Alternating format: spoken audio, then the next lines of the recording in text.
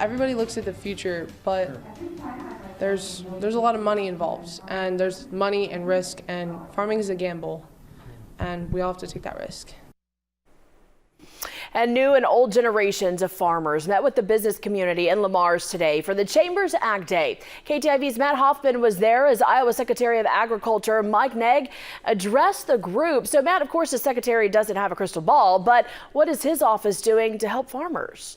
Yeah, Jessica, the secretary says there is so much uncertainty in farming. As we just heard, it's basically a gamble. But Naig says the government can and should provide all the stability it can. That mostly comes down in a piece of legislation called the Farm Bill, which needs to be reauthorized by Congress this year. Naig says Congress should continue to include crop insurance in the legislation. As one farmer put it, the insurance is government assistance meant to keep farms afloat for one more year if disaster strikes their crops. But let's really drill down and say, the things that bring risk management tools like crop insurance to farmers, the things that allow us to invest in rural America like broadband and housing. Naig made recent trips to Asia, and he'll go back this month to visit the Philippines and Vietnam. He says Iowa is the second largest exporting state in the nation, and those countries are emerging markets for our commodities. But to keep farming alive, that requires a new generation, one that relies on technology and science, something some Iowa farmers have admittedly been a little slow to take up.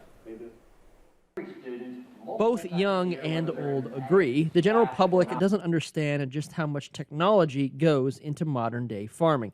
Automated machinery, drones, and in-depth testing is the new wave, even if some are slower to catch on. They rather see how it works by the neighbor first and then go from there. So, so technology in some farmers, it's a slower process to take a hold of. One idea that's been slow to catch on is planting cover crops. Farmers say those crops are planted after traditional harvest season and then pop up after winter ends.